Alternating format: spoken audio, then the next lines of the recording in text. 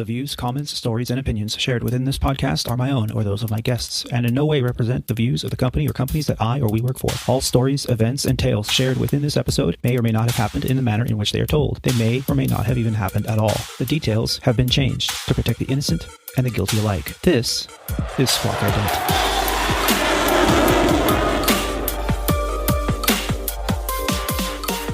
You're listening to Squawk Ident, an aviation podcast dedicated to the journey and the challenges surrounding the life and career of Aviator Tony and his guests. Together, we will explore the many pathways to an aviation profession, the realities of what a professional aviator can expect in today's marketplace, and we share many stories along the way. I'm your host, Aviator Tony, an airline pilot currently flying for a legacy airline with close to 20 years on the flight line. This is episode 23 of Squawk Ident, recorded on the 6th of February, 2020, from the Aviator Sound Studios somewhere in Southern California. On this episode of Squawk Ident, I'm joined by Rob D. Together, we will discuss our trip details in a segment we call From the Flight Line. We also briefly tackle a topic that has been flooding the headlines with the coronavirus epidemic in full scare. What are your risk factors if you fly domestically in the US right now? Do these cheap masks that you buy at your local pharmacy actually protect you, or is it just an overreaction driven by media frenzy? And in a recent and tragic turn of events, we will discuss the importance of situational awareness and safety practices while on layovers in the wake of some devastating news that a fellow aviator lost his life when caught in the crossfire while on a layover in San Juan, Puerto Rico. All this and more on this episode of Squawk Ident. So sit back, relax, and enjoy the show, right after a brief word from our sponsors.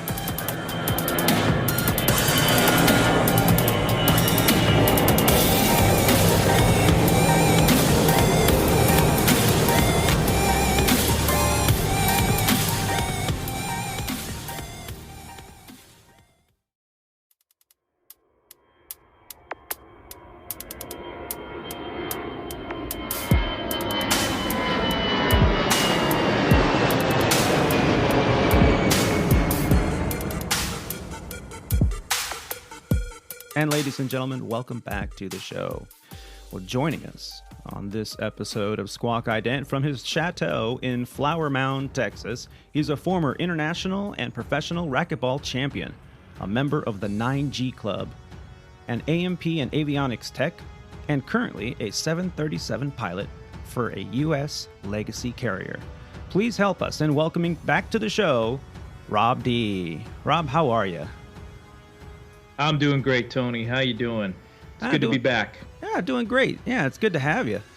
So, we've gone back and forth quite a bit talking about what we've been doing this last week. A lot of news has come through, both with us here at Legacy Airlines, some pretty sad news that we're going to talk about a little bit later.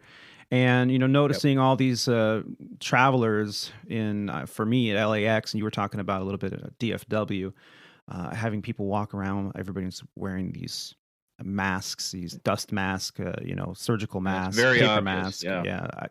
I even heard a story from a flight attendant we might dive into a little bit later that this woman had a hand towel pinned up to her hoodie with some safety pins. And, okay, it's relatively ridiculous. And we're going to try to get some actual facts going in reference to being safe out there, considering all this coronavirus news that's been flooding the news cycles. But let's start off the show this week with a segment we haven't really talked about in a few shows now, which is From the Flight Line. So this is From the Flight Line. So this last week has been a relatively, kickback week for me. I don't know about you, Rob, but I got a lot of stuff done around the house and stuff like that. What about yourself? Yeah, I had a pretty long trip, 4-day sequence that ended on, I don't even know what today is. Today's Thursday. So yeah, it ended on Monday. Mm-hmm. And 4-day long sequence, pretty long. Flew with a really nice captain. But yeah, it was good to get home and get back to my routine here at the house. Got a lot of stuff going on with the kids and the honeydew list. So yeah, it's good to be back. Yeah. Well, I too had a pretty good honeydew list. We had some 40-mile-an-hour winds here at the house while, of course, I was on the trip. Yeah. Isn't that always the way it happens? While you're home, That's everything's fine, and then you leave for work. And I heard a great joke about that this week. As a matter of fact, the joke goes, "How many pilots does it take to change a light bulb?" And the answer is none, because all the wives will be doing it at home because you'll be on a trip. That's right. You're always on a trip. So, I love it. I love it. Thank you, ladies and gentlemen. I'll be here all day. Please remember to tip your stewardesses on your way out. There you go. So it was a pretty laid back trip. I had we have these like sun shades, those like sun fabric shades that we hung up in the patio. It gets summertime here in Southern California, it can get pretty hot, and I'm kind of in the inland empire, so it's usually about 7 to 10 degrees warmer than LAX. So whatever LAX is in the summertime, my house is about 10 degrees warmer than that. And so we probably shade. Yeah, we need the shade because everything, the plants and everything out on the patio, or they get fried. So I hung these things up last year, and hung them up. They come with these ropes that pull at each corner and make it nice and taut. And of course, with the winds that we had last year, I mean, the winds here in the San Bernardino area, they get pretty tough, especially because I'm at the base of a mountain pass. So when the winds blow from the north, the Santa Anas, as they call them over in the valley, but they get pretty strong and they blow a lot of dust and debris and they put too much stress on those sun fabric awnings, and they ripped. They become like a big sail. Yeah, exactly. Like a boat sail. They catch all the wind. Yep. And so the position of the house and my workshop back there and everything, it kind of lifts up on the sail because the winds kind of are above it. So it pulls up, as we know, it's Bernoulli's principle, low pressure and lift and all that stuff. Magic, ladies and gentlemen, magic. So FM. Yeah. So that's what happened is these things came down, and so I replaced them and hung them with this steel braided wire as a support structure. So now they have multiple hinge points with tension steel braided wires that are holding them in place. And I thought, well, okay, there you go. These things aren't going to tear. They're not going to rip. The rope is still there at the corners, but it's all reinforced with these steel braided cables. Are they anchored into your house? Well, on one side. Yeah, 2 or 3 anchor points at the fascia on the base of the roof line, and a couple more anchor points. I've got a couple 4x4 poles, one metal pole in the middle, which really is taking all the tension because that's the riser. It's like 12 feet in the air. But the metal pole has an extension on it, which was I think 2 by 2.5 piece of solid hardwood that I had put on there with some brackets and whatnot. Well, here I was thinking, it's going to take a hurricane force wind to get these things down. And so I go on my trip, and here I am, doing something a little different than what I'm used to. Is I'm actually flying in the Northwest last week, and so here I am packing all my winter gear and my beanie and my gloves and my trench coat and everything because it was 8 degrees in Minneapolis, so I was prepared. As soon as I get to my destination, my wife calls and says, "Yeah, the pole snapped in half in the backyard." I'm like, what pole are you talking about? Like the one that holds up one of the ones that hold up the canopies. I'm like, it snapped? How? That's like thick, How can that happen? How can it? Yeah, well, sure. It wasn't the 4x4 post, or it wasn't the concrete post that I have. It was the extension riser on that metal post. So the wind just too much tension. It just bent it to the point where it couldn't take it anymore. So I've replaced it, a little bit thicker wood. It took me pretty much all day yesterday and take everything down and replace. So yeah, honeydew. That's what Welcome we to do. home ownership, right? There's always something. That's right. That's why pretty soon I'll be living in a van down by the river. I'm just saying. By the river. Being a motivational speaker. That's right. I mean, that's the way to go, I think. But I'm just saying. Absolutely. So what else happened? So Super Bowl Sunday, big event here, right? Yep. And being originally from Northern California, not that I'm a big fan, but when it comes to playoffs and Super Bowls and World Series and things like that, I always pay attention and try to join. It's a lot of fun, So the Niners were playing, and I thought, yeah, this is good. Well, unfortunately, I had a red eye to fly that night. So, and in the morning, the family wanted to go out and, hang out at farmer's market. So we did that. And, got back and I was like, I got to take a nap. I got to lay down for a few hours. I'm going to fly red eye to Charlotte tonight, So, of course, I laid down, and about 45 minutes into my nap, the Super Bowl starts. I was knocked out. I didn't even realize. I finally woke up because it was getting ready, time for me to get up and start getting ready to make sure I'm packed and everything good to go. And the Super Bowl halftime show was just about to begin. So, only thing that I saw in the Super Bowl was the halftime show, and between getting dressed and ready and packing the bags and everything, walking out the door, I saw the end of the Super Bowl. And that's it. Nice. That was my experience this year. No beer and wings for me this year. I was working too. I was actually working a flight from Dallas to Lubbock, Texas, of all places. I mean, it's not that far away from Dallas. It's about I think it ends up being about a 40-minute flight from Dallas. But when we were pre-flight in the plane, the Super Bowl was starting. And then when we landed in Lubbock, it was just after halftime. Mm-hmm. And so by the time we got to the hotel and turned on the TV, it was into the fourth quarter. So I was able to watch the last quarter, which was, I think, probably, I guess the whole game is exciting, but, since I only got to watch one quarter, it was the most exciting quarter for me. Right. Yeah. So. Yeah, that's where all the action was happening anyway. Yeah. Yeah, it was a good game. Congrats to Kansas City, though. They had a great season. Mm-hmm. And, I was actually slightly rooting for San Francisco. And the only reason was because I'm a New England fan, and Garoppolo played in New England, and he's a product of New England, and Tom Brady and all that stuff. So I know I'm going to catch a lot of flack for that, but no, he's awesome. Both teams are awesome. Patrick Mahomes is phenomenal. 24 years old. Yeah. And dude, man, they're both so young awesome. and a great class act too. A lot of his interviews, post game interviews, were really, just top notch. Real classy guy. Yeah, I loved it. It was good.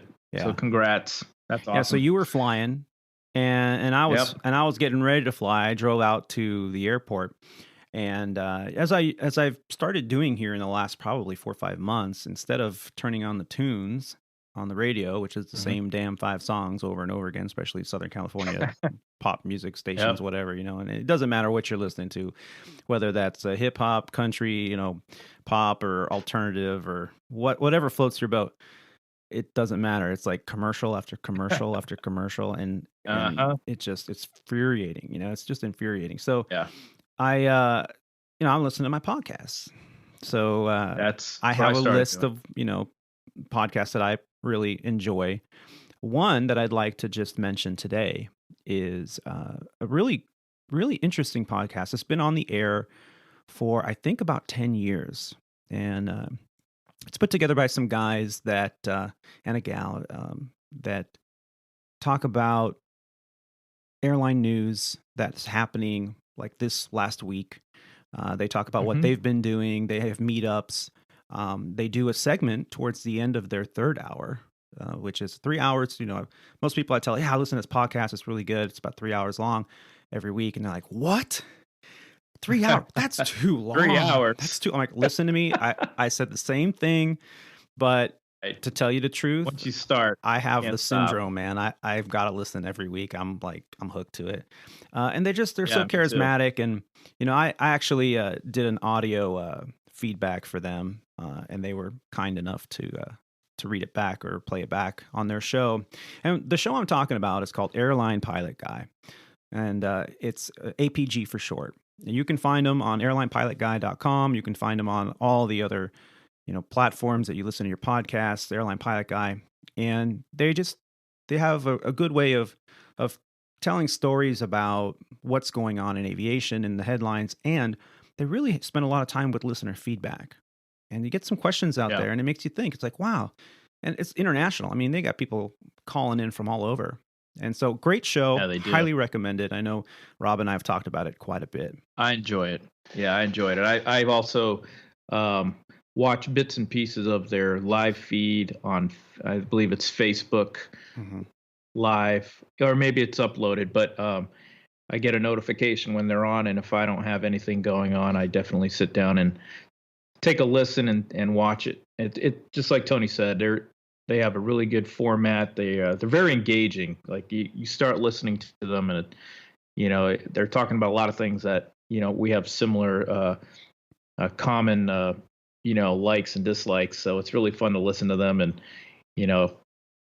as they go through their show, and it's hard to put down because it's good stuff. Yeah. It is. And there's so many aviation podcasts out there, and a lot of them are from overseas or another country, and it's kind of sometimes there's a disconnect between either subject matter or they start talking about regulations that they have to go through that are a little bit different than ours, which is good.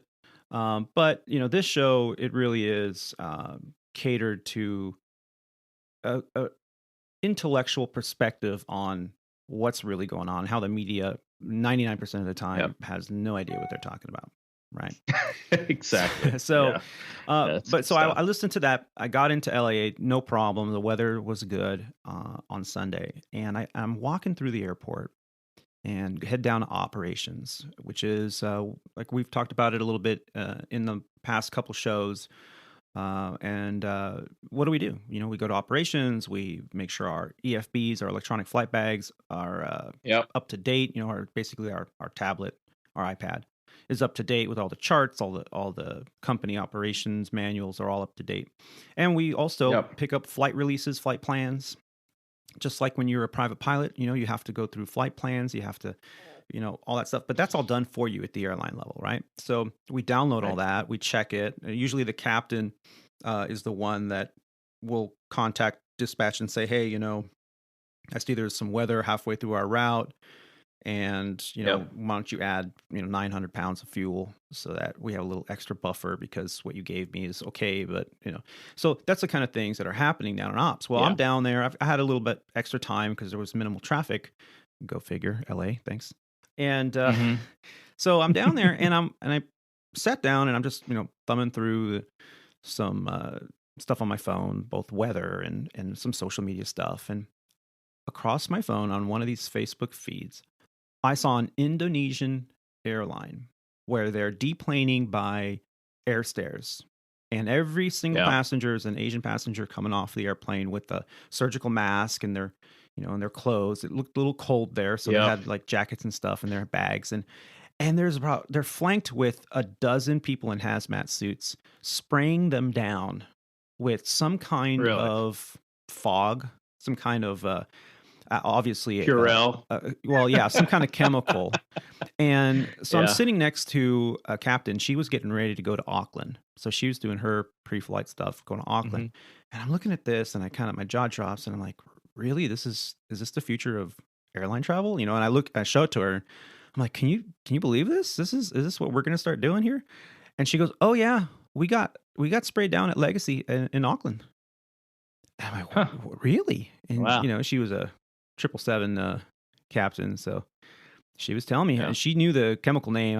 If I find it, I'll put it in the show notes. But yeah, they're getting sprayed down to try to prevent the spread of this, coronavirus, highly infectious coronavirus that has taken so many lives there in China.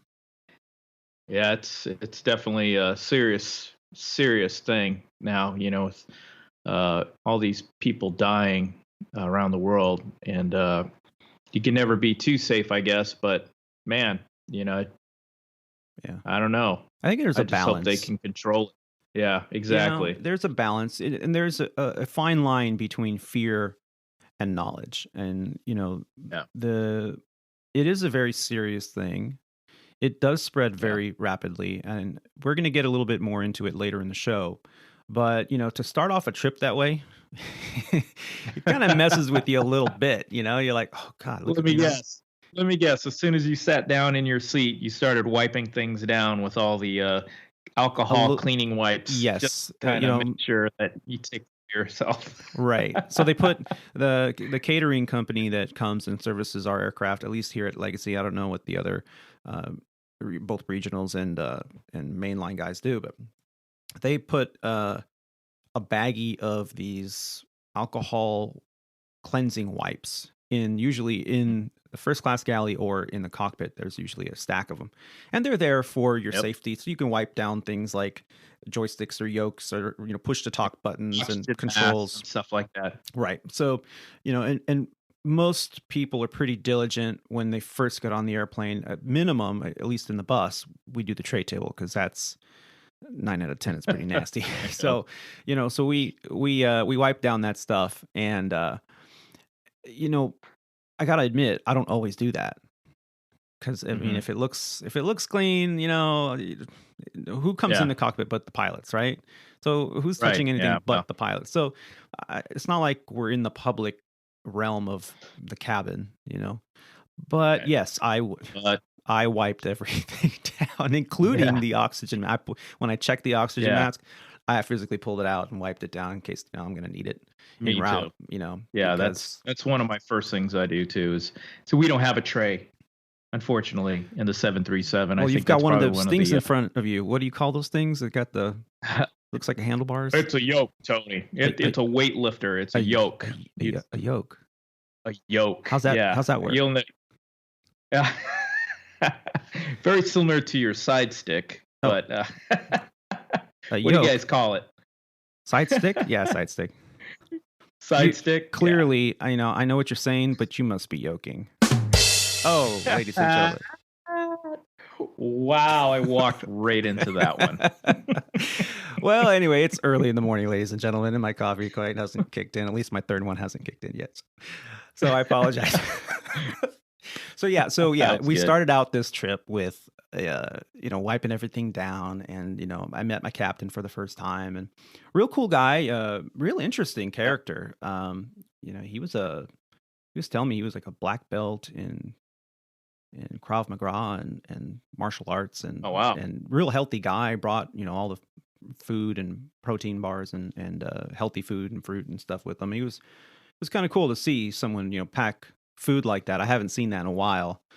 I used to see it all the time over kind of at the regional level, at Sandpiper. We used to see that people brought their lunch because we didn't get crew meals, so you fly all day long. You're either airport $50 sandwich or you bring your own. Yeah. Yeah, that was one of my biggest beefs without getting too sidetracked at Sandpiper was we fly the 175 from an airport in Dallas all the way to an airport in Calgary. And, that's almost a 4-hour trip one way. And every now and then you'd make a round trip, and they would not be, the flight would not be furnished with any meals for the crew. So packing multiple snacks and meals were essential for surviving a trip like that. So anyway, hopefully they change that, but man, that was brutal. Yeah. And it was nice to see someone doing that, mainline. Yeah. So, we got to talking about all this stuff, and he was kind of like me. He was like, not a germaphobe, but he's like, yeah, we need more of these alcohol. Can you call catering and have them bring another bag of these things? So that's how this trip started, So I met the crew. We went to Charlotte. It was a 10:50 pushback time out of LAX. Ended up 20 minutes late on that departure time. The reason for that was the inbound aircraft was coming from Las Vegas, and the winds were getting close to 50 knots. And 50 knots, a lot of times, that's it. you suspend operations Yeah. because it's beyond any characteristic limitation for pretty much every aircraft out there. So so they had this huge kind of delay gate hold because of the winds, and they finally got out. They got into LAX. It was kind of a high bye, good airplane, sorry we're late kind of thing. Mm-hmm. And I'm doing my walk around, and I noticed that one of the taxi lights was cracked. So it's on the nose gear in the Airbus. There are two lights that are kind of up on the strut in the mechanism, and it wasn't just burned out; it was physically cracked in the holder. Yeah, that's dangerous. So in that situation, a lot of people don't realize why that's bad. They don't really understand the consequences. We're having a cracked lens on a taxi light, so right.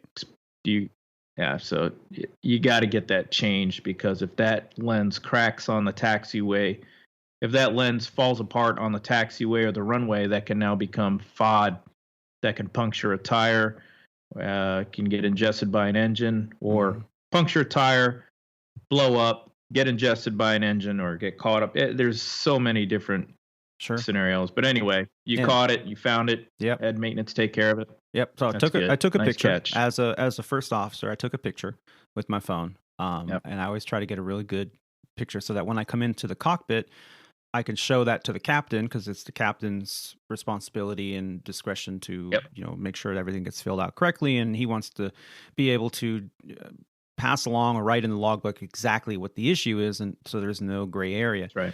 And as you mentioned, it could fall off, it could crack, it could shatter, it could break a tire. Well, even worse, because it's the nose gear. Let's say it stays intact, and now you bring the gear up, and that motion of bringing the gear up and getting locked in place, and now the door's closed, and it shatters in the well.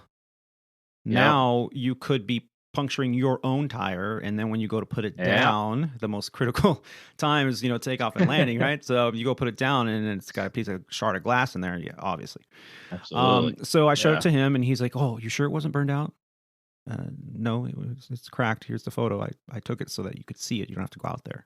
He goes, "Oh, thanks for doing that." He goes, "Yeah. Okay." So, because we were already late, it was a red eye, it was a one leg to Charlotte, and it was a short layover in Charlotte, because it's get in and 12 hours later you're leaving again. So, but maintenance came out. They did an excellent job. They came out and they too kind of, are you sure it's cracked? Does it work?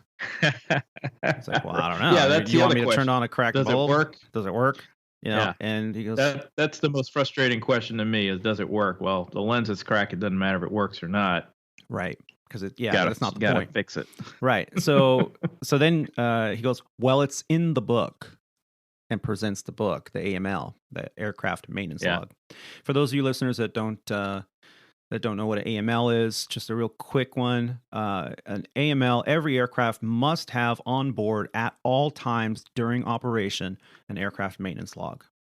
In that log is going to have a carbon copy form that any discrepancy with the aircraft found throughout its operation, 24 hours a day, will be put in that book. Once it's in the book, it is what's called an unbalanced open write-up. So you've written up something on the airplane. It could be as little as a screw loose, a plastic panel in the cabin that came loose, the Velcro got loose. Or it could be something major. That's right. It could be, missing the left engine. It doesn't really matter. So and that happens when they remove the engine. They'll actually write up in the book, hey, left engine removed. Absolutely. Even gear pins, something as simple as gear pins. If they touch the gear pins, gear pins installed. You can't leave until there's a balancing entry that says gear pins removed. So you have to check that book. Not only do you have to check it, you have to make sure you have the right book. That's right. You've heard this too, Very right, Rob? important. You get in the airplane and maintenance had two books under their arms. They gave you one. To you? Yeah. It's at Sandpiper Airways. We had a tail number that was 842, and right next to it was tail number 824. And they were both parked in Chicago at a gate that had it was gate number 16, and it had an A side and it had a B side. So there was lots of room for confusion and error. And ultimately, we caught the discrepancy. We all boarded the wrong aircraft. and the only way we caught it was by the tail number. But I've had the scenario where the logbook for one airplane was in the opposite airplane. I was sitting right next to it, and that airplane's logbook was in our airplane. Right. And thank God the checklists and threat and error management protocols trap the error. And thank God we didn't depart with the wrong logbook or the wrong plane to the wrong place with the wrong passengers. Yeah. And, I know personally a captain back in Sandpiper. He and I flew together many times back when we were based in LA. And he had moved to another aircraft. He ended up switching over to a CRJ. And while one of his trips, he was supposed to, same scenario in LA where two gates next to each other, I forget what it was, like 43B and 43C, right? So he goes up to the gate, and the gate above 43B said, this flight to wherever he was going. And so he gets on the plane. He checks the logbook. He's everything's good. The logbook matches the aircraft. Yeah. The aircraft matches, the airworthiness. Everything's good. The people are being boarded. The fueler fueled the airplane appropriately. The cargo guys loaded the bags. They took off. About 30 minutes in flight, they get an ACARS message. That's just kind of like a text message in the cockpit. It prints out on the printer in the cockpit. And it says, "Captain, you took the wrong airplane. Dope. When you land," I believe it was in Dallas. When you land in Dallas, or wherever they were going, contact dispatch and the chief pilot as soon as you land. What had happened was, originally, the aircraft he was on was the aircraft to go to this destination. But the dispatcher, for whatever reason, swapped airplanes. I guess they had a maintenance issue and they wanted to swap airplanes. So in order to not delay the flight, they swapped airplanes. So when he printed out his release, it was revision 1. He didn't notice, this captain didn't notice that revision 1, unlike revision 0, which is no revision, right? Revision 1 had a different tail number on it. No one caught it. The base didn't catch it. Yeah. The ramp supervisor didn't catch it. The gate agents didn't catch it. Even operations didn't catch it. No one caught it. And it was somewhere, that's an example of where the threat and error management has a Swiss cheese model. And the error is not trapped by multiple layers. We're talking 6 or 7 layers. And it can happen. Yeah.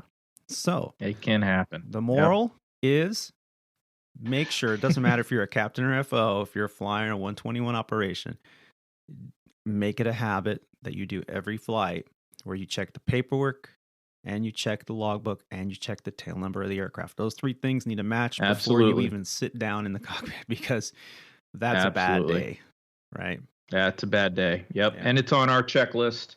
It was on our checklist at Sandpiper. Yeah. I remember when we got to that point of the checklist. What was it? What would we used to say? I think you may have said it, but paper, metal, plastic, right? That's it. Tail numbers on the paper, tail numbers on the metal and on the dashboard, and the glare shield or whatever, and it's on the plastic logbook. That's paper, right. Metal, plastic. Yeah, so that's exactly it. That's the importance of the AML now that we've beaten the AML to death here. So we got it all situated in LA, back to the, this trip here.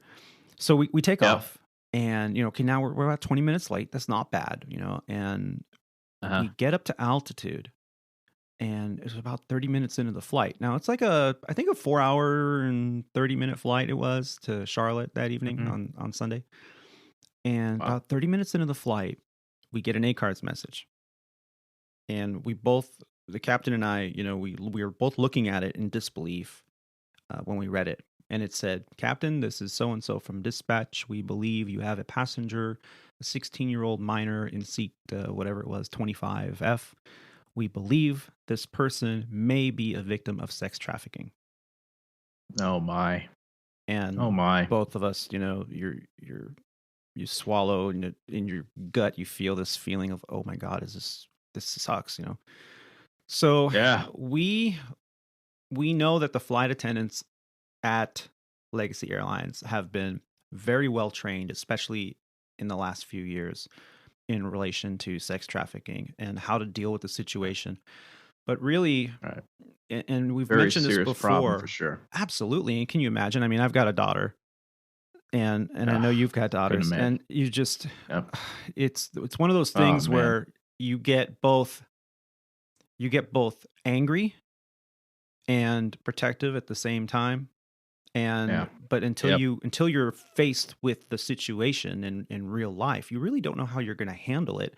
And furthermore, we're in the cockpit, we're locked behind a door. We really don't have to deal with this. What the people that are trained and have to deal with it are our flight crew, our flight attendants. So Absolutely. we called the number one and said, listen, we've got a message here. This is what it says. You have protocols. Is that correct? Yes. He said, yes, we do. He goes, okay, see if you can get one of the female flight attendants to just walk by, take a look, see what they observe, maybe have an interaction with them, see if they're flying with anyone, see if they're with anyone, and make sure they're okay. Mm-hmm. And just ask them, are you okay, if you can? And then give us, Right. 5 minutes. We want to hear back from you.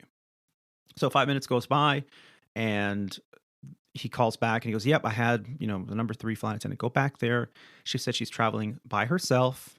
She's 16, which is perfectly legal to travel by yourself when you're 16. Mm-hmm. Unaccompanied minor, I believe, is up to 13 years old. After 13, I think so. Yeah, you can travel by yourself. So, right. She started saying how she was scared to fly, and, she was just putting her head down on the tray table. She's not flying with anyone, and she's afraid because, the whole Kobe thing is what she told our flight attendant. I'm like, the whole Kobe thing. I was like, tragic event that happened. Anyone that turns the TV on.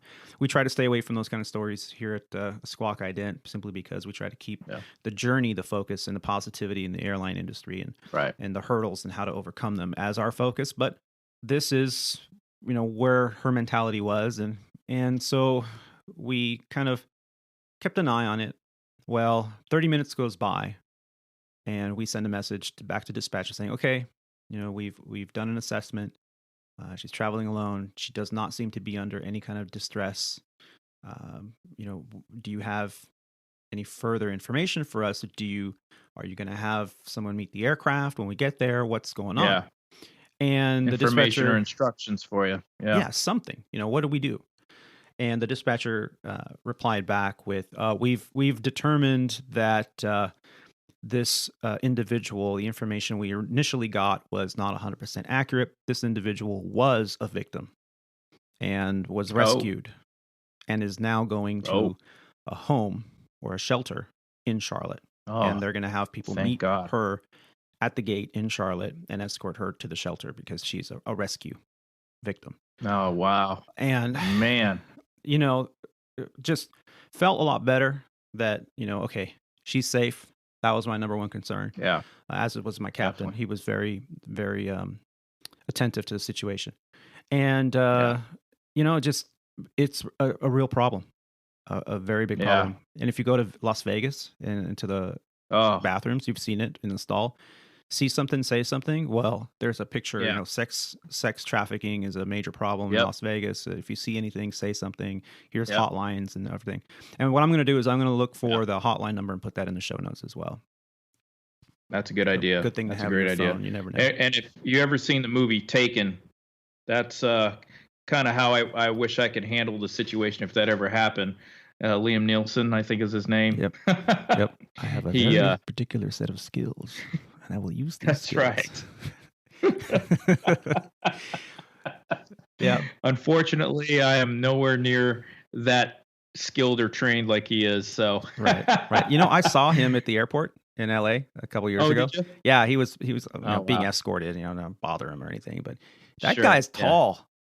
That's a tall mofo, man. He is like, I think he's like 7 feet, man. I was like looking up at him wow. Oh my God, a basketball player. Oh no, that's Liam Neeson.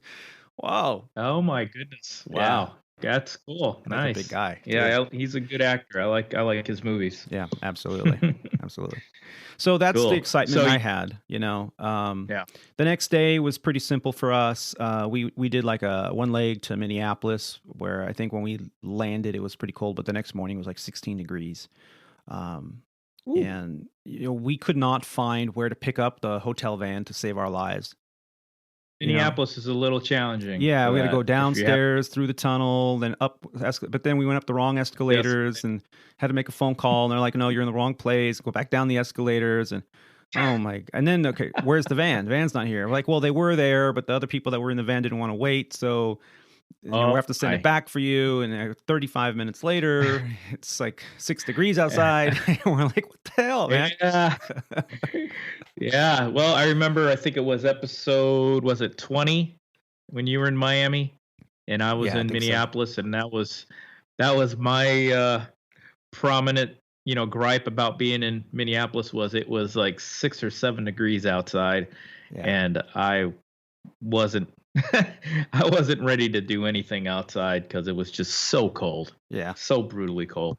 Yeah, it hurts when it's that cold. Well, when it's windy and it's cold, that's like little needles, But yeah, that night we actually, Captain and I went downstairs. TGIF is connected to our hotel. We went downstairs and had a hamburger and French fries, which a little late for that, but what the heck, And of course, I had to try a local brew. So War Pig's Foggy Geezer Hazy IPA, made sounds good. between Copenhagen and St. Paul, Minnesota. It was a pretty hazy IPA. It was not bad. I liked it. Yeah. Went well with a good cheeseburger. Try. Yeah. I don't have any more Minneapolis layovers, hopefully until the summertime. But when I do, I'll give that one a try. Yeah. And did you get to go across the street to the Mall of America? On that particular overnight, I did not. However, in previous overnights, I have gone to the Mall of America, and it's a pretty cool place, isn't it? Mm-hmm. Yeah, my first indoor time. roller coaster, ice skating rink, plenty of food options, and obviously a lot of shopping there. Yeah, and I've been there a few times for work, and I enjoy. That's one of my. I wouldn't say one of my favorite, but it's definitely not my least favorite. And I'll definitely every time I go there, there's always something I can do, and place to go get something to eat. So it's a good place. Yeah, I had just enough time to walk in, grab lunch, take a picture or two, post it on the Squawk Ident Instagram page there and Facebook, and that's pretty much it. And then that was it. Last day was Minneapolis to Charlotte, 2-hour sit, and then Charlotte to LA. That was a long day. You guys do some pretty serious long legs in that Airbus. I'm telling you. Yep. Man. So the arrival briefing, the first thing we have to ask each other, doesn't matter who's flying or who's monitoring. We ask each other, okay, do you have any potential threats? And I looked at him, I'm like, yep. Seriously? Fatigue. Last leg. It's 8 hours and 50 minutes of flight time on a 14-hour duty day. Yeah, I think let's just get it on the ground. But if you have to go around, go around. So exactly. That was it. That was my trip. Late night drive home, and then here we are the next day. So, but what about yourself, Rob? Well, I was going to say you got in really late, like 1 o'clock or so. Yeah, like 1:30 in the morning. Yeah. So. I've had a couple days like that. Yeah, my trip was a very, very similar to yours. It was just a long 4-day trip.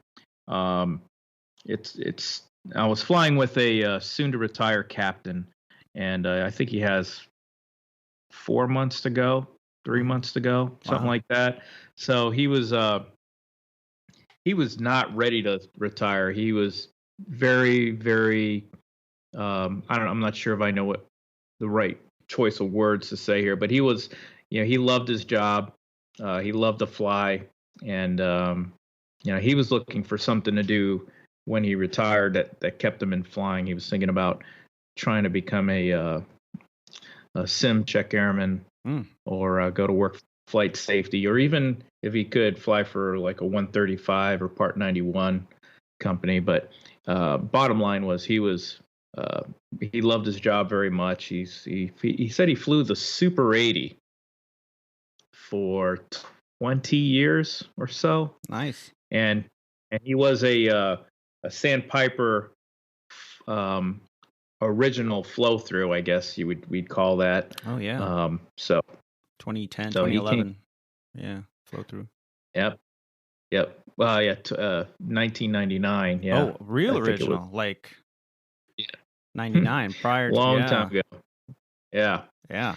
So he was talking about his days down at Sandpiper, and he threw out a couple names like we always do Mm-hmm. to see if any name check anybody knows anybody, and a couple of names came across that he knew and that I knew because some guys are still over at Sandpiper, and they've been there for a while that I've flown with, and so it was kind of neat to just share stories about that. But anyway, long story short about him, it was fun flying with him. It was great sharing the stories, and he's a fantastic pilot, very professional, and it's good to fly with these guys because he's passing the torch on to guys like you and I, and hopefully we can continue that love and legacy of flying airplanes.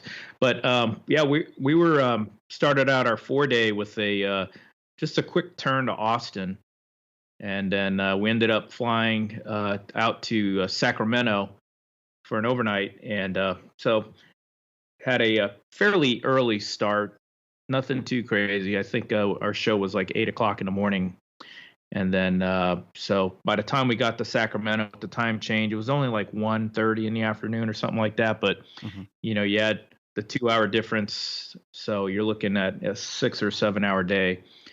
So it wasn't too crazy long like yours, but with an early wake up and all that flying, you're kind of tired when you get there. Sure. But the interesting thing for me was, and I am not very used to this, and please forgive me for even bringing it up, but when I was in Sacramento, I went for a walk to one of the local pho restaurants, Vietnamese pho restaurants. Yeah. Which is just 100 yards away, not too far. We're downtown Sacramento.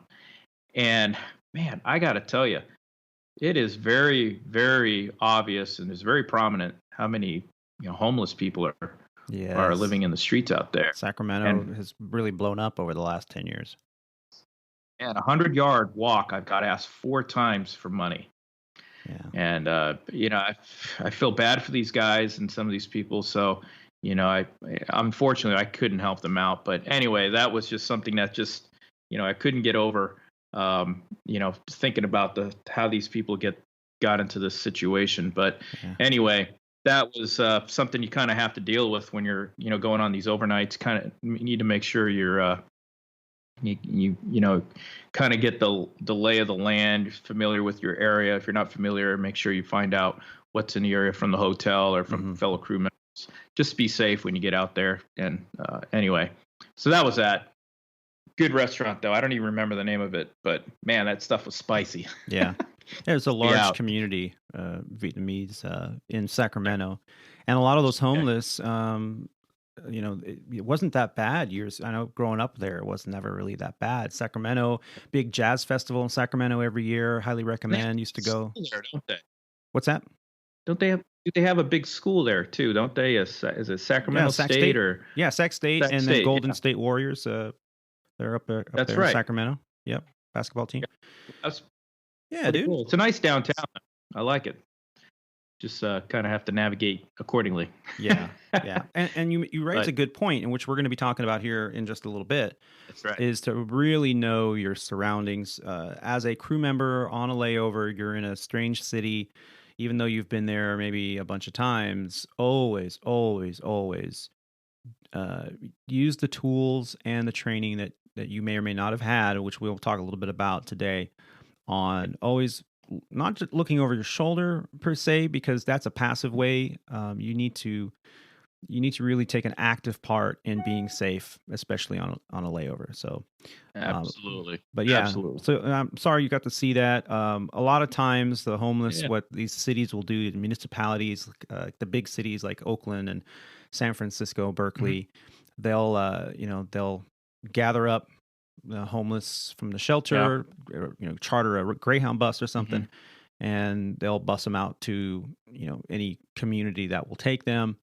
And Sacramento traditionally was one of those. There's a lot of churches and missions there that help out. Yeah, well, I'm glad they have that for sure. They definitely, those people need help, and anywhere they can get help, that's awesome. And to be honest with you, walking into the terminal here at my home base here in Dallas, there's a noticeable uptick in the amount of homeless people that are spending the night outside of security at the airport. Really? It's been mentioned in a bunch of social forums, and I haven't quite dove into to any of the management websites or for the management areas for the airport to see if there's any complaints or anything. But anyway, I think what's happening is there's a new rail service that's coming in from Fort Worth. Oh yeah, the DART. And it's brand new. I think the DART rail. Yeah, and I think what's happening is they're getting on that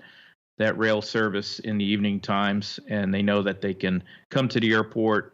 They have inside shelter there. There's bathrooms and outlets where they can charge their $400 iPhone. Right. Believe it or not. How does that work? Yeah. Hey, can I bum a buck? I need to pay my phone bill. Yeah, and as far as I know, there hasn't been any real security issues at all. But they're not passengers. They don't have any travel bags and stuff like that.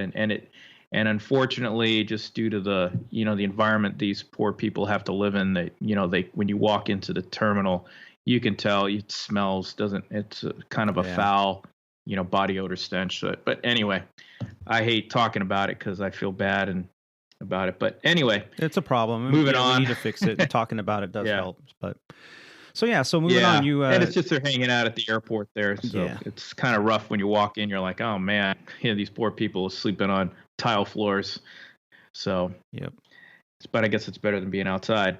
But moving on. Yeah, we the next day out of Sacramento, there was I guess we'd call it I'm not actually. I forgot what term we use it, but it was very foggy. Valley fog. Maybe that's it. Valley fog. Thule fog or valley fog. Yeah. Valley fog. It was very foggy that morning, and the captain immediately was concerned about this, and he's like, "Man, I've been flying for 30, almost 40 years, and this is one of the first times that I've actually had a super low visibility takeoff." Really? And I think the RVR at the time when we showed up at the airport was reporting close to 600 or 700 RVR. Yeah. So it was super foggy. Mm-hmm. And for us in the 737, the captain, and I believe it's the same way with across other fleets too. But the captain has to do the takeoff whenever it's below 1600 RVR. Yep. So, but that particular morning, just by the cadence of the flights, the way we work things, it was supposed to be my turn to fly the airplane to Phoenix. Mm-hmm. So we were discussing that, and I'm like, hey, boss, it doesn't matter to me. You could fly it to Phoenix. The amount of takeoff and landings in a trip doesn't really bother me if I get them all, or if you get them all, or if you get one here and I get one there, whatever. As long as we get the job done, right? Right. So fortunately for us, the RVR did come up to about 1600 prior to the takeoff. So I was able to do the takeoff, fly the airplane, do the takeoff, and it was just like the sim, but it was particularly not challenging, but very what I we do this in the sim all the time for training. You take off in a low RVR scenario, but there's always some kind of I don't know what am I trying to say here. There's always some kind of like gray. They always the visuals always give you that gray perception that the fog is there. It's gray, low light situation. Right. You kind of know what I'm talking about, it's that right? hazy, computer visual, look. On the sim. So you know what I'm talking about. Yeah. So, but in this particular case, it was dark. It was nighttime. So there was other than our lights illuminating whatever's in front of us, there was no perception of anything. I mean, you were literally in the cloud. on the runway taking off. So Yeah. I got to do the takeoff, and obviously my focus is center line, center line, center line, and Right. rotate on cue and climb right up into the flight director, and it was awesome. Yeah. The fog wasn't very high, as you can imagine. Most fog isn't, altitude wise. Right. I think we punched out of it by like 300 or 400 feet. Yeah. So Yeah, it's typical out once there. again, on top of it, it was severe clear. But man, that was pretty fun because that was taking your training, and you and I've done it, Tony. Low visibility, but I haven't really done it right down to 1600 RVR. I mean, we had to actually get that reading from the controller. Actually read out the RVR right before takeoff, and we had planned that the captain do the takeoff. So when he said, "Hey, it's 1600," I was like, "Okay, I think I could do it." He's like, "All right, it's all yours." Nice. So blasted off, took off to that morning. This was Saturday morning. Now I believe we're on our way to Phoenix. And arriving into Phoenix, it was a beautiful day. Typical Arizona weather, just clear. Winds were very light, and we're descending into the valley area on one of the arrivals. And I got to check on with the captain was the pilot monitoring, so he does all the communicating while we're in flight, and I'm the pilot flying. He checked in, and I noticed the voice on the radio was a former student of mine at Tailwind. He was my multi-engine student. The Phoenix controller. He's now a Phoenix controller. And so I, quickly got on the radio and I said, "Hey, what's going on, man?" And he, a couple of few exchanges of hi and how are yous. And I think he may have given us a preferential vector to the runway because there wasn't much going on. And I told him I'd give him a call. So it was kind of neat because, you and I did a flight training in that Phoenix area. So coming in, I'm looking around at all the airports and towns as I'm descending into the town, and then just to check on and hear a familiar voice that you've heard before, right. Over 15 years ago, and it was kind of neat. So that was nice. Got into Phoenix, no problem. Turned around, and we were on our way to, I think we were going to Reno, but that was a really, really kind of nice arrival into Phoenix. But some news actually that just came out. Did you hear about your former flight school being purchased by United Airlines? Well, it was the other flight school that is on the field. So I went to. So you weren't a West Winter. No, that was next door, and actually I know quite a few of my fellow flight school students that were there with me learning. They went there to instruct. So I see. Okay. Yeah, I need to make some phone calls. Maybe we can get an interview with one of those individuals and see what's really going on over there. But yeah, it's that's a great topic.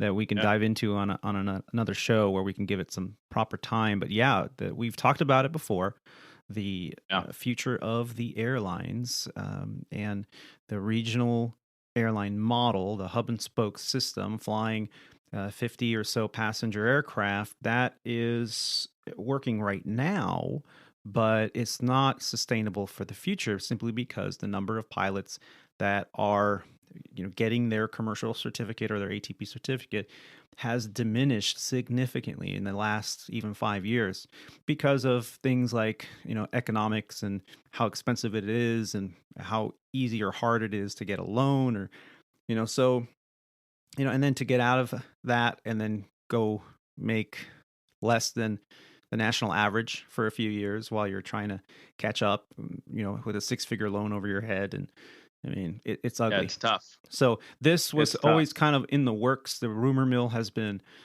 surrounding the industry about how the major airlines were going to have to buy flight schools just to get people to train and to go there and under some kind of agreement or contract. So yeah, this is one of the first major legacy carriers that has participated in this in a long time. This used to happen way back when. Yeah. And so I know JetBlue has programs too.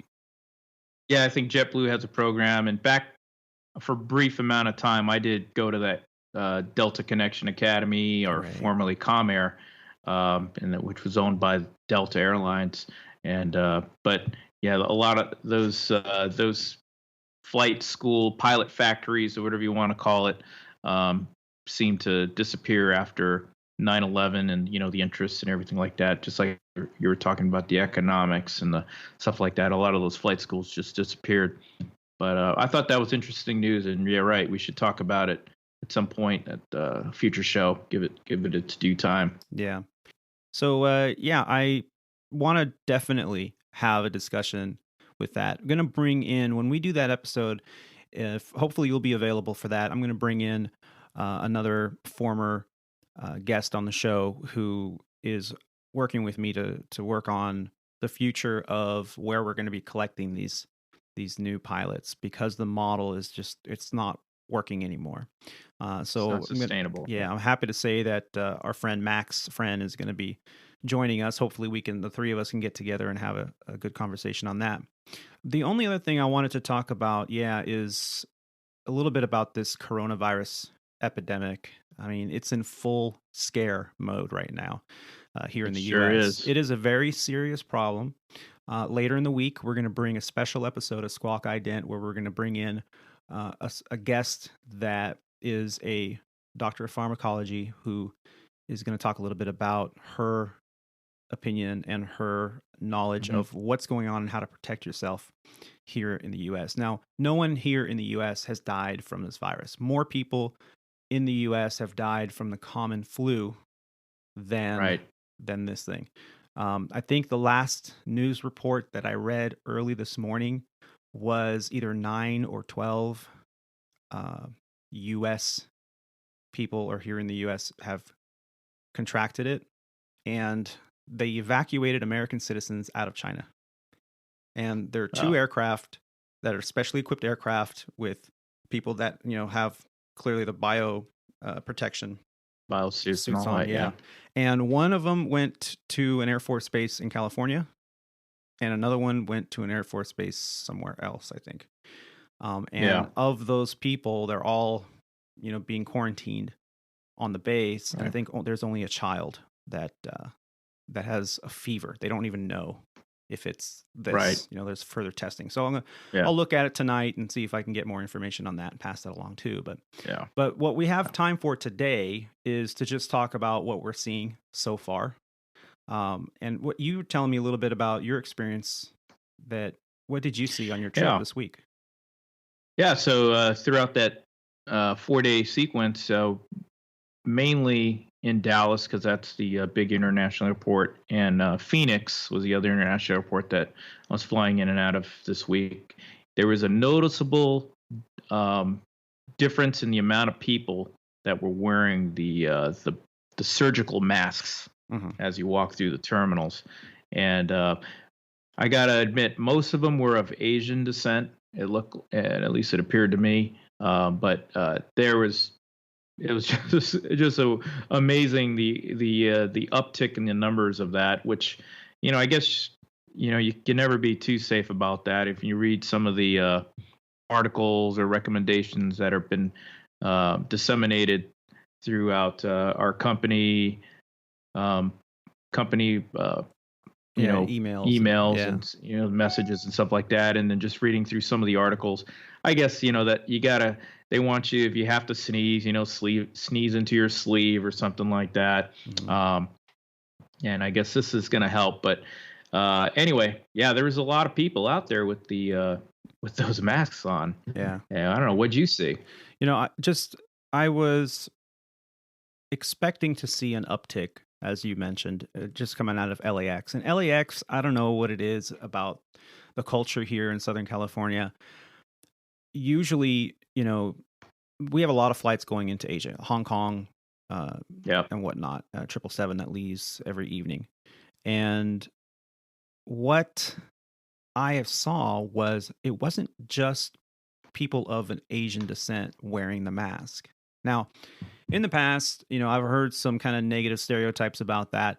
I think, good. If you're ill and you're not feeling well, then and you're going to travel, you should wear a mask because the mask will help um, keep you from Contain. infecting Yeah, others. Now, if you exactly. are wearing a mask and you think that's going to help you from getting a respiratory virus or illness or cold or flu or germs or whatnot, well, From yeah, somebody else.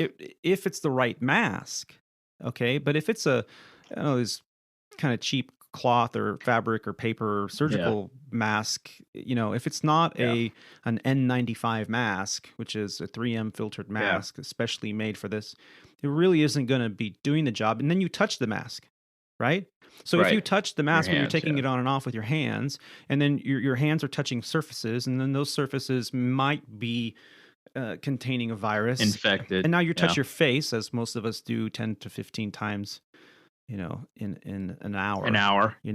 So your ears, your nose, your Yeah. mouth, that these are the areas we're very sensitive. Some people like touch their neck or touch their arms, and then so you can wear a mask. Great.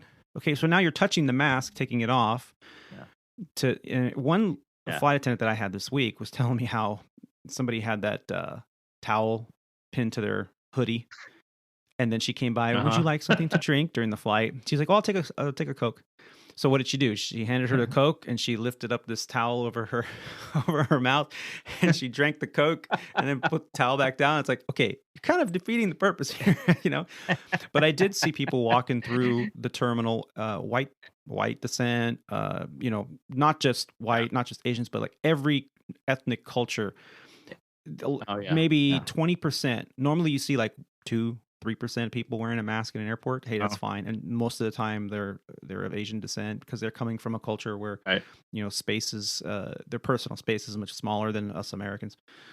And this time it was everybody. I mean, there was just like 25% of the people were wearing a mask or wearing some kind. One guy was wearing like a jogging mask, like the kind you wear like a rebreather. I have one in my kit bag when I go run and I'm trying to do some oxygen deprivation running kind of thing. And so one guy was wearing one of those, and I'm like, okay, and so they're wearing those paper cloth ones that you can, that you don't even really secure to your face. And I guess the point of all this is really, and obviously we're not experts, so we don't have a clue. However, the way to really prevent yourself from getting sick, or a way to give yourself the best chance of not getting sick, is you really have to have one of those bodysuits that you see the CDC wearing whenever those planes or those boats come in. They got the full bodysuit with the mask, with the gloves, with the goggles. Not one portion of their skin or hair or face is exposed. And unless you're doing that, these masks, like you said, are only going to contain your illness from spreading to somebody else. It's not going to prevent somebody else's illness from infecting you. Right. So far, China, from what I understand, has about 28,000 cases of this virus. It's a highly contagious virus with 563 people that have died from it. We in the U.S., here it is, 12 cases so far in the U.S. and no deaths as of yet. And these filters, like we were talking about, these masks, you have to wear the right one. I mean, we're not in the environment where it's all over the place and we're shutting down society and spraying everything down with antivirals. We're not doing that yet. I did read an article over here on the 5th of February from MarketWatch website. It's marketwatch.com. And it's an article written by Elizabeth Butchwald. I hope I didn't hurt that too much. Butchwald, Elizabeth. And she wrote in an article titled, "The CDC says Americans shouldn't wear face masks to prevent the coronavirus. Here are 3 other reasons not to wear them." And she goes on, and I'm not going to read it verbatim, but I'll try to get some of these highlights, and I'll again put the link in the show notes. But the Center for Disease Control and Prevention says people in the U.S. shouldn't wear face masks to prevent the spread of coronavirus, but that's not the only reason Americans may want to think twice about using them. One expert told MarketWatch, most people don't know how to use the face mask correctly, and a rush to buy these masks could prevent the people who really need them like healthcare providers and whatnot, from having access to them because they are running off the shelf faster than they can replace them. The CDC wow. says last week it doesn't recommend people use face masks, making the announcement on the same day that the first case of person-to-person transmission of the coronavirus was reported in the U.S. At the time of this article, there were only 11 confirmed cases in the U.S., and this was on Tuesday. And I quote from Wow. Nancy Messner, "The virus is not spreading in the general community." She is the director of Center for the National Center for Immunization and Respiratory Diseases. Oh. And in a January 30th briefing, so this was, for all fairness, about a week ago, we don't routinely recommend to use the face mask by the public to prevent respiratory illness. And we certainly are not recommending that at this time for this new virus. Americans don't seem to be heeding the CDC's advice. Walgreens, whose stock has risen by 0.96%, and Duane Reade pharmacies have seen an increased demand for face masks and hand sanitizer across the country. Spokesperson for Walgreens, Miss Alexandria Brown, had indicated. We continuously are closely monitoring these types of situations to ensure that we have significant supply of these products, she said. CVS has also seen a surge in sales. Their stock is up 0.72%, and pretty much saying the same thing. The CDC's recommend. And I'm reading. Are you looking at it? Oh, go ahead. I was actually going to say I'm looking at an article, not an article, and actually a website, the World Health Organization, and they're saying pretty much the same thing you're saying. And one of the topics is novel coronavirus advice for the public, and it says when and how to use masks. Oh, perfect. So it says, it comes right out and says, and obviously they're saying almost pretty much the same thing you're saying, is if you're healthy, you only need to wear a mask if you're taking care of a person with suspected novel coronavirus. Mm-hmm. And wear a mask if you're coughing or sneezing. And masks are effective only when used in combination with frequent hand cleaning and alcohol-based hand rub or soap and water. If you wear a mask, you must know how to use it and dispose of it properly. Because I guess that's another, topic or thing. At some point, you're gonna have to throw this thing away. Well, if it's infected, wow, right. Just leave it on the kitchen counter. It'll be fine. It'll be fine. Yeah, this. Oops, sorry, my bad. Both these articles have indicated in one way, shape, or form that the best way to protect yourself is basic hygiene, washing your hands. Yep. And I don't know if you saw it this morning, but there was some kind of photo or meme on the social media in regards to this, and they had a piece of bread. And in that piece of bread, or that bread was then put in a Ziploc bag. It was a school teacher somewhere that she did this experiment for her class. And so there were like 5 bags, and in each bag was a piece of bread. And the bread was handled by every student in the class and then put in this Ziploc bag and left in a dark drawer for a period of time. And then at the end of this time interval, they pulled these plastic bags out and they inspected each bag. And each bag had a little Post-it in it, and it said, okay, this one was handled by the students that washed their hands with soap and water. And the bread looked a little stale, but not a drop or a piece of mildew or anything on it. Okay. Then the next one had the students used the hand sanitizer, and there were maybe an eighth of the surface was covered in mold or sporific type degradation.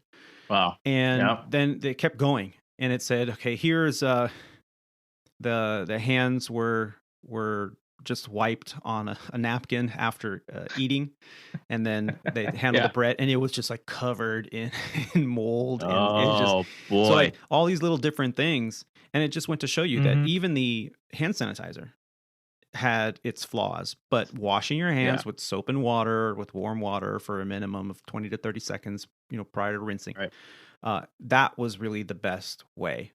the most effective way. And we're going to dive into this. Good job, educator. I like that. Yeah, great show. Great way to demonstrate to the kids, for sure. Yep, and like you mentioned, the World Health Organization, I'll get that link and put it in the show notes. They gave instructions for how far to appropriately wear and dispose of these face masks, and who also noted, however, the use of the mask alone is insignificant in terms of providing the adequate level of protection against this virus. Right. So, it's kind of a false sense of security for the general public. And absolutely, if you're high risk, if you're immune deficient, if you are elderly or very young, and you're in a public place where there's a potential for people from that area of the world that has this outbreak currently going on, then, okay, I can understand wearing the appropriate mask and taking the appropriate measures while you're in public. But for the general public, because they're traveling to Tupelo, Mississippi, okay, that's fine. It's fine. Yeah. You want to wear the mask? Wear the mask. It's fine. Just we just were on it to scratch the surface of what we've seen as aviators, because we are here with the public, and that's exactly what we've been seeing a lot of. Yep, it's crazy, and most people don't even realize where this virus originated. They just know it's China, but it originated in a city called Wuhan, China. Mm-hmm. Wuhan City, it's in China. And if you look on a map, it's like very, very deep in the center. Well, I would say in the very geometric center, but it's it's way far away from all the other cities, it's Hong not Kong, in a densely Beijing, populated place. Yeah. And exactly. it originated, they've actually pinpointed it, it originated in an open air meat and seafood market, meaning these guys have these little folding tables every day they set up. They're cutting raw meat and raw fish all together, who knows, with the same knife. Sanitation is really not a priority. And people come in at the local place and they're buying stuff and they're, handling the food and, wiping their hands. We've all seen the movie Contagion, right? And if you haven't seen the movie Contagion lately, you haven't seen the movie Contagion, because it's now, it's like a whole new level of fear factor, I sat down and watched it with my 13-year-old a couple of days ago, and her eyes got all big and she's like, oh my God. I'm like, see? Man. See? You see what happens? Listen to your father. That's right. So cool. The last, unfortunately, we actually, on the last day of my trip, and I think you were home that day, we got some news that one of our fellow aviators unfortunately came to a very untimely end while on an overnight. And it really did hit close to home. Did you know the individual that we won't say his name? I did not. Yeah, no, I did not. I did see a picture of the individual, and I didn't recognize him, but gosh, man, I felt you can't help but your heart just goes out to him and his family. That's go ahead and talk about it. Tell everybody what happened. I don't know if everybody knows. Yeah, well, anybody that is on the news cycle probably has seen this story. It's devastating. But it's someone who is in the industry. I recognized him. I didn't know him personally. I saw him around the airport, whatnot. But according to an article written on the WBTV.com, an article that was written by the staff there, a Charlotte-based pilot was shot and killed in Puerto Rico, a family member told WBTV Monday. Family members say 48-year-old, I'll leave the name out, but a pilot who was currently flying for American Airlines was killed in a shooting during one of his layovers. The family has lots of questions, but right now they are in shock and grieving the loss of someone they loved dearly. This pilot's father said that he died near some sort of bar in Puerto Rico, in San Juan, Puerto Rico. He's quoted as saying, you're in shock at first, and of course you feel overwhelmed, you don't know what to do. But you gotta just you just got to keep moving on and dealing with the Yeah. situation. He said his son had a passion for the aviation industry and loved to fly, even getting the chance to occasionally work with his daughter, who had worked as a flight attendant. So Wow. the elder, Man. the father, noted that his son was a family man, and he said, "I'm losing a very close friend, and obviously my firstborn son." So that whole Gosh. family is grieving. I mean, I can't imagine that you're sitting there on an overnight. You know, you're out having a beer or whatever with your crew or by yourself, Yeah. or we really don't know the situation. Yeah. And hopefully, you know, it doesn't really matter what happened. Right. What matters is we've lost one of our own, and it's a very, very tragic ending to his story. Yeah. So, you know, it's scary. it really got me thinking. I was talking on the hotel van with some other flight crews that were there when the story broke. And, you know, they all had, some of them actually, one of them actually knew him. So they all had Really? kind things to say about him.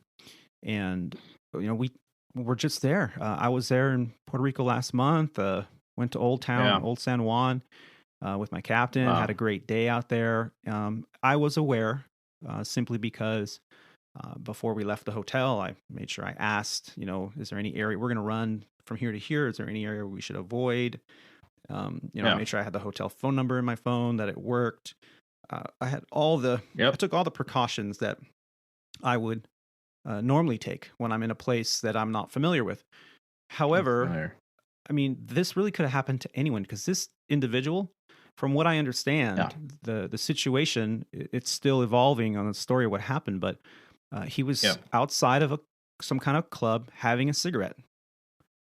You know, and what his schedule was like, I don't know. If he got in late and decided to go get a beer and hang out, went outside to have a cigarette, and the bouncer, he four could have bouncers. been doing what I did, like I did in Sacramento, where I was walking my 100-yard walk to get something to eat, and he happened to walk by this establishment at the time. You know, of course we'll never know, but it's an ongoing investigation. But you know, very similar situation. You know, I could have been in the same shoes as he was, just walking by, or happened to be in that general area.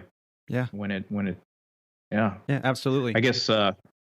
What would they say? What do we know happened outside? From what I understand, from what I've been told by people that either knew him or knew the family, is that from what they understand, he was having a cigarette outside of a club, and there was an altercation that broke out with the establishment's their bouncers and a local individual. The gunshots happened between the bouncers and the individual that they were kicking out of the establishment, and he was caught in the crosshairs. As simple as that. Wrong place, wrong time, on a layover, leaving behind a family and a child and a wife. And you know, it acts both as a reminder that life is precious and that we could be here one minute and gone the next, and to appreciate and enjoy your life and your family, and while you can, while you're here. But more so, it really did open a book to be revisited, which is safety on overnights.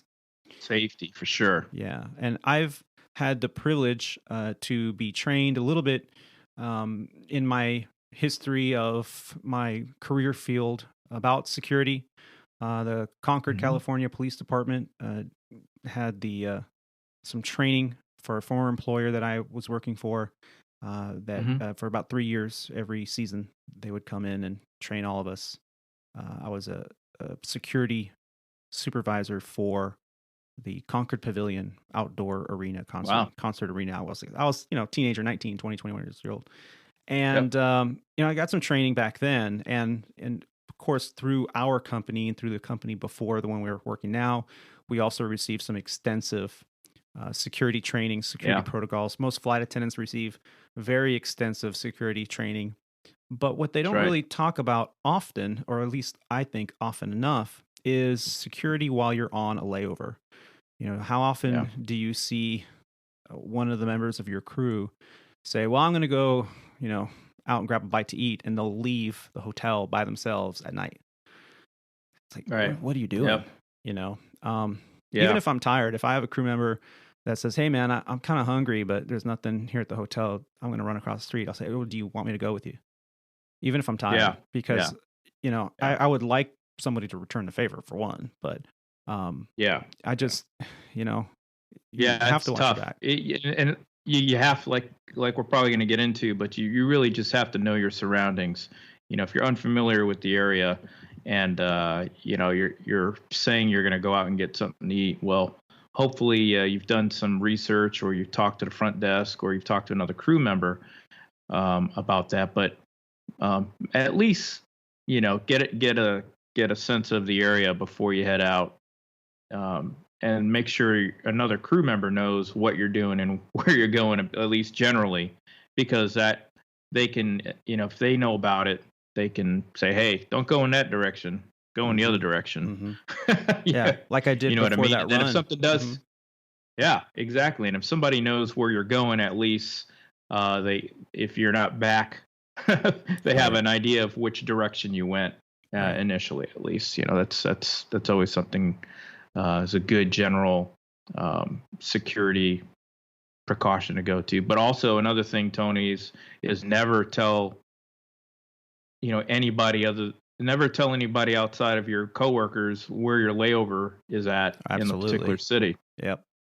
You never know if somebody who has you know, ulterior motives may follow you or stalk you to the hotel, and you know, that gives away some pretty bad information if somebody wants to do you harm. Yeah, I've had passengers ask, and I've heard them asking flight attendants too as well, going, "Oh, you know, are you flying on, or you know, what's going on?" It's like, "Oh no, we're staying here." "Oh, where are you staying?" You know, trying to make conversation, and you know, those that tell them, I cringe, and I talk to them later usually, and like, you do what you want, but you know, and then along those lines is that could be the way they ask that question. And a lot of people don't realize is they may be asking the question trying to get an answer from you, but they may not be the actual person that is wanting to do you harm. They may be just trying to get the answer out of you audibly, so that the person who's really trying to do you harm, who's sitting next to you, again, you may not have any focus on them.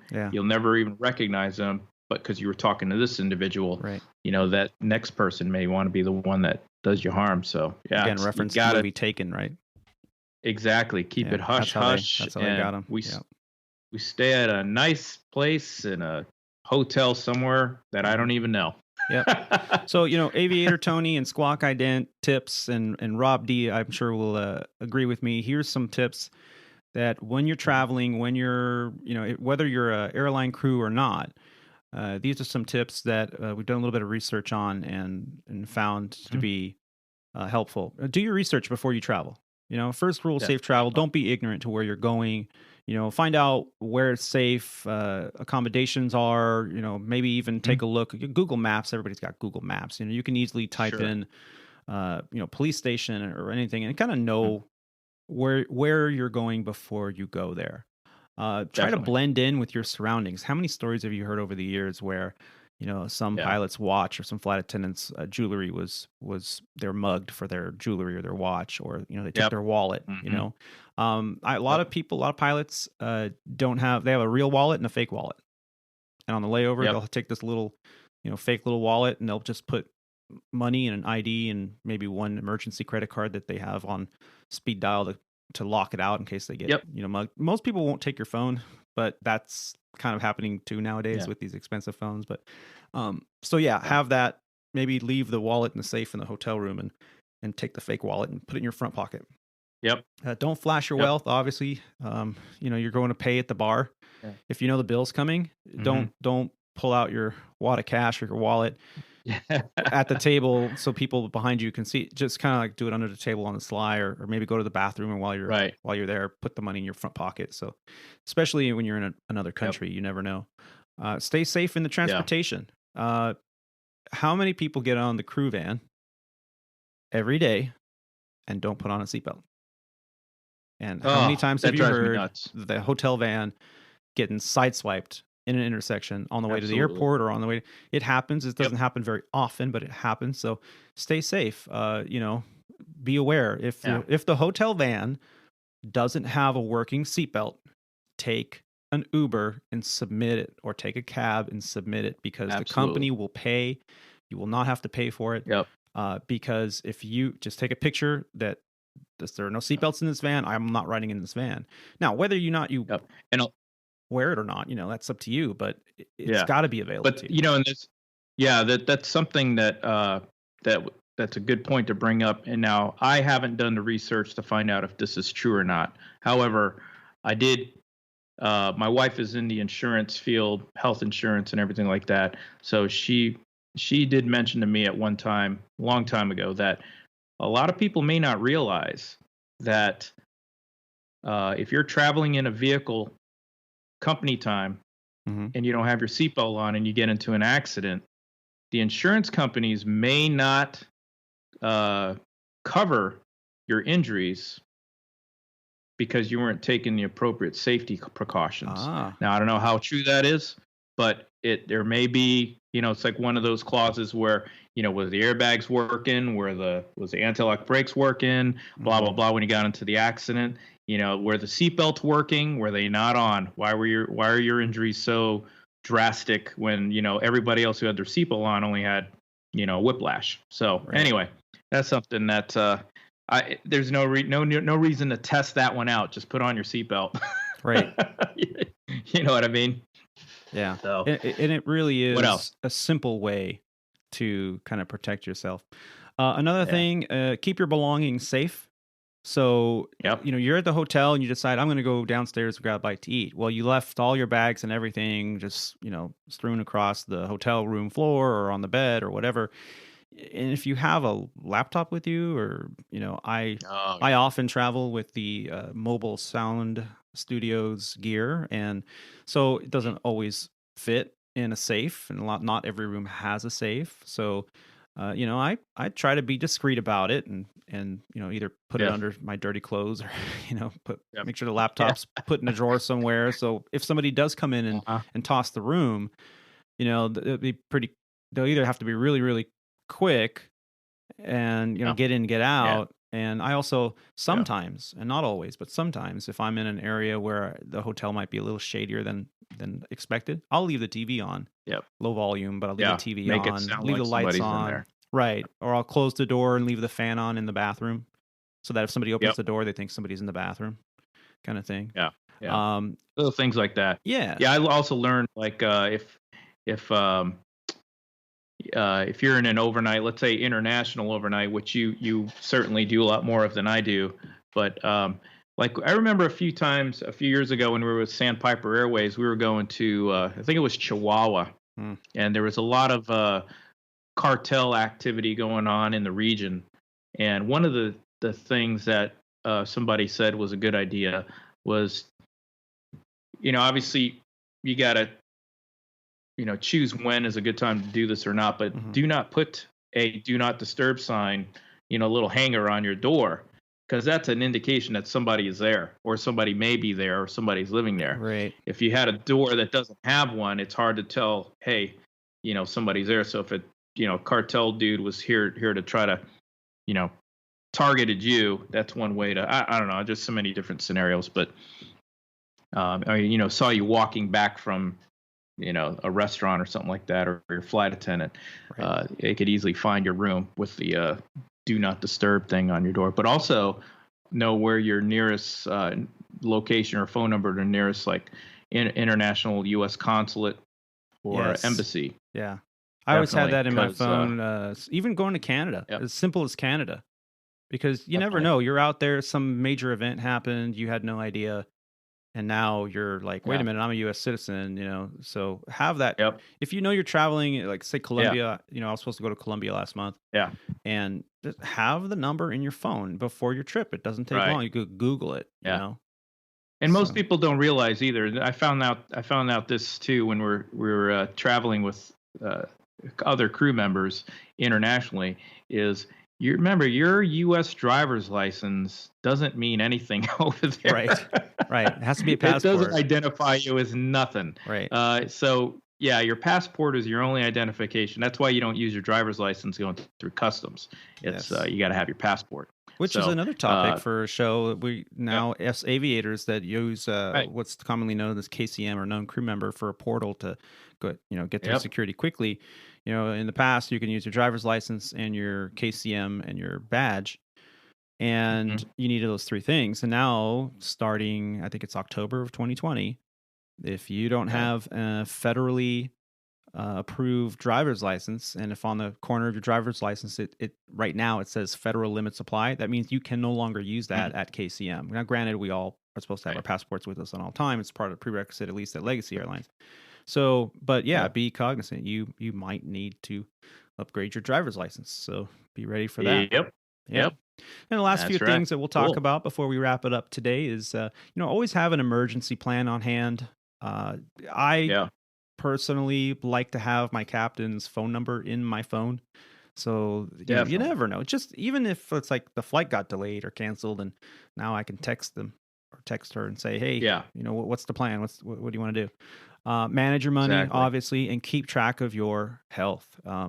If you ate something bad, write it down. Tell somebody. Tell the hotel desk, hey, I ate at this restaurant and I don't feel good. And they can contact the restaurant. Make the appropriate reports and know how to communicate. If you're in a country where if English is not your primary language, know a couple catchphrases. And know how to say help. Yeah. Or ayúdame. ¿Dónde está la policía? Yo quiero la policía. Sí. ¿A dónde están Yo no hablo cervezas? español. Yep. So and SOCKS socks. I mean, anyway. Yeah, right. You big faker. All right. So, anything else you want to add there, Rob? No, actually, you talked about the food thing real quick. I have a funny story, and maybe this is something for another episode, but I did have a crew member that ate something that didn't agree with their stomach, and we were getting ready to take off out of Chicago, and we got our takeoff clearance, and I looked over at my co-pilot, and the person goes, I think I'm going to be sick. And this was all after we accepted the takeoff clearance. So we were like, pretty much starting to roll onto the runway, and they go, I don't think I'm going to I think I'm going to be sick. I'm like, sick like you're got a sniffle, or sick like you're going to throw up? And they're like, sick like I'm going to throw up. So immediately I grabbed the trash bag, and they just, initiated their version of the the Putin scoot. And so I'm like, wow, this is crazy. All right, hey, we're canceling our takeoff clearance. We're gonna need to head back to the gate. They're like, standard question. Do you need any assistance? Right. I'm like, no, I don't. But just we need to go coordinate somewhere. So it all turned out to be something they ate the night before, which I had the same meal with them.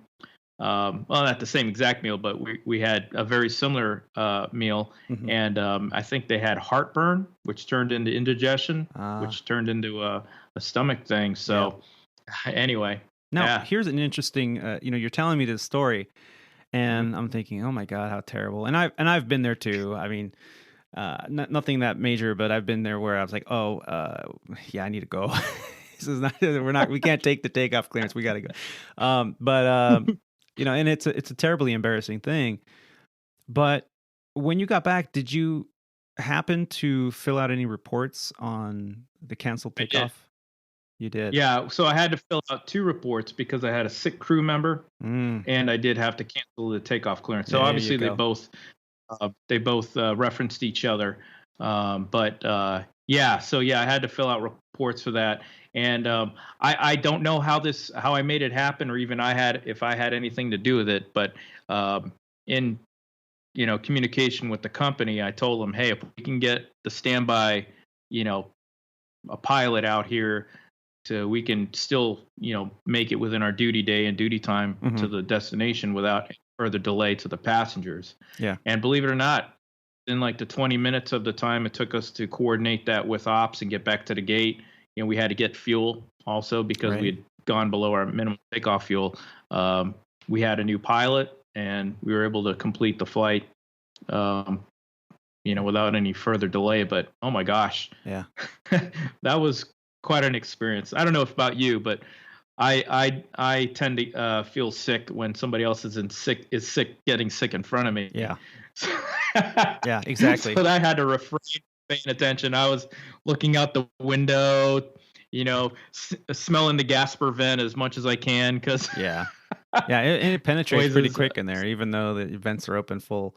But yeah, the reason I ask, and I appreciate you kind of diving into that, is, and a lot of pilots, they either forgot or they didn't realize, if you are holding short of the runway and they tell you either position and hold or clear for takeoff, and even if you don't move, even if you don't penetrate the runway, and you subsequently say unable position hold or unable takeoff clearance, right, you have to fill out a report.